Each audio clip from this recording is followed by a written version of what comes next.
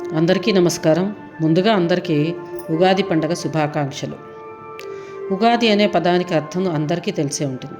ఉగాది అనే పదం యుగానికి ఆది, మొదలు అనేటువంటిది అర్థం. పగలు రాత్రి సమానత్వం.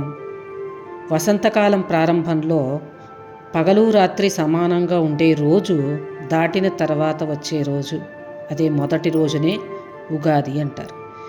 ఈ రోజు నుండే పగటి సమయం ఎక్కువగా ఉండడం, రాత్రి సమయం తక్కువగా ఉండడం జరుగుతూ ఉంటుంది. పురాణాల ప్రకారం సృష్టికి నాంది కూడా ఈరోజే జరిగింది అని అంటూ ఉంటాడు.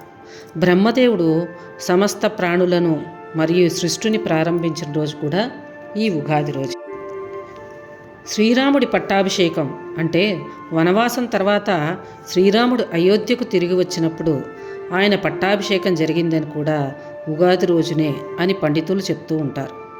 కలియుగ ప్రారంభం కూడా ఉగాది నాడే జరిగిందని చెప్తాడు. శ్రీకృష్ణుడు తన అవతారాన్ని చాలించి భూమిని వదిలి వెళ్ళిన తర్వాత వచ్చిన మొదటి రోజే ఈ ఉగాది. ఆ రోజు నుండే కలియుగం కూడా మొదలైంది. మన తెలుగు క్యాలెండర్లో మొత్తం 60 సంవత్సరాలు ఉంటాయి. ఇది చక్రంలా తిరుగుతూ ఉంటుంది. ప్రతి 60 ఏళ్లకు మళ్ళీ అవే పేర్లు వస్తూ ఉంటాయి. ఉదాహరణకు క్రోధీనామ సంవత్సరం 1904, 1964లో వచ్చింది. మళ్ళీ 60 ఏళ్ల తర్వాత. అదేవిధంగా ఇప్పుడు పరాభవనామ సంవత్సరం కూడా వచ్చింది.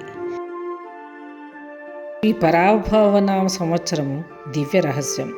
పరాభవ అంటే ఓటమి కాదు, పరమాత్మ అనుగ్రహం అని అర్థం. పరాభట్టారిక శ్రీ లలితాదేవి. భవుడు పరమశివుడు. పరాభవ అంటే సాక్షాత్తు పార్వతీ పరమేశ్వర్ల సామరస్య స్వరూపముతో అని అర్థం.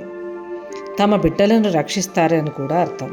భయం వద్దు, భక్తితో వారిని కొలుద్దాం. సత్య ధర్మ భక్తి మార్గంలో జీవిద్దాం.